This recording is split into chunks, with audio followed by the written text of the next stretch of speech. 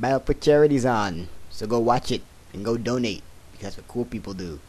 And you know, it's really awesome. It's one of the coolest things about the Pokemon community is this new Battle for Charity thing that Josh started a while ago. So, yeah, this is the third one, which is cool. I actually have this tradition where I always don't battle during Battle for Charity, but I just see how much things I could breed within the 3 days. And this is my first time breeding during 5th gen, like a lot of stuff. And I'm doing what? I'm doing a Volby right now. In fact, my DS is in my hand right now as I'm narrating this, because yeah.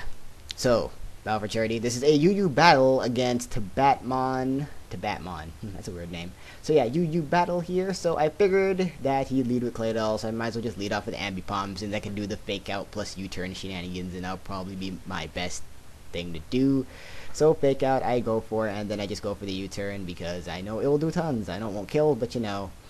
Whatever. So yeah, go for the U-turn now. I figured he's either going to set up rocks or go for the stab move, so I'm just going to go into my Flygon because I know I can scare it out and just go for the U-turn again and grab some switch advantage early on in the game. So he ends up going with the Earth Power. That's a pretty big misplay for him. He probably just went straight off for the rocks, but I'm just going to go for the U-turn because I know it'll kill, and if he switches, which he does go into his Empoleon here, and yeah, now I get switch advantage. That's nice. So I decided to go into my own Empoleon because I figure defensive Empoleon can't do much to Empoleon, so I decided just to go into my own Spec Simp and go for the grass, not knowing I'll do a decent chunk, even though it is specially defensive probably.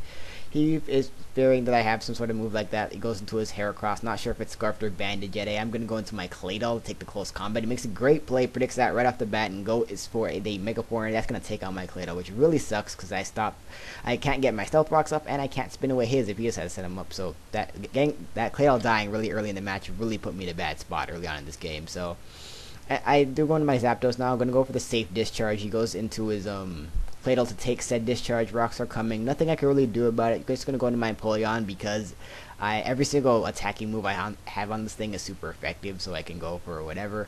I decided to go for the Ice Beam knowing that I can neutral a lot of on his team. Claydol does outspeed me, which I wasn't expecting, but Claydol does have a higher base speed than Empoleon, and I don't run much speed on this thing, so yeah, he does outspeed me, which really sucks.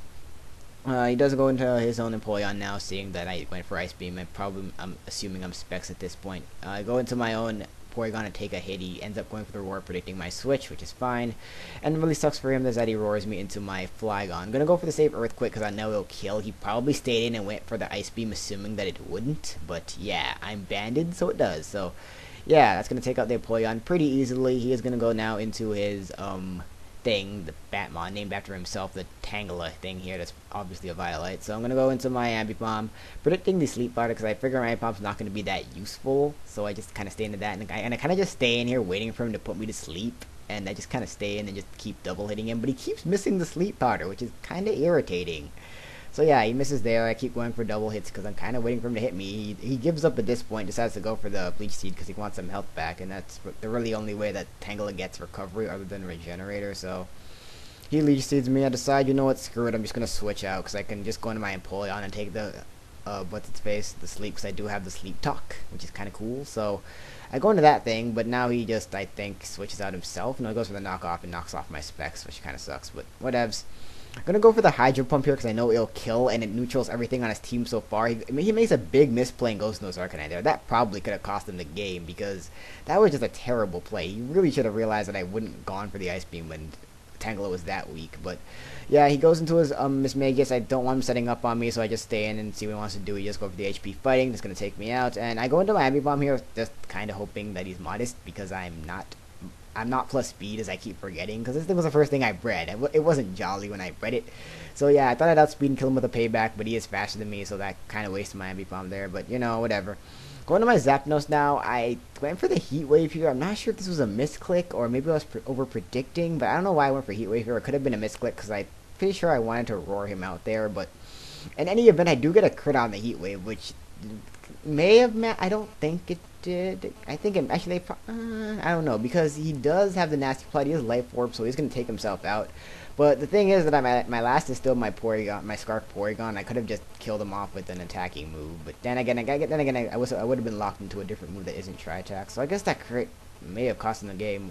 So whatever, going to my Scarf Porygon Zed, even if he has Scarf Porygon as a higher base speed, so he's dead either way. Go for the Tri-Attack and take him out. His last is the Tangela, which won't live a Tri-Attack despite the Violite. So that is going to be a good game. Batmon does a quick short UU battle, and yeah, so so B4C is happening. That's pretty cool, and that's about it. Bye.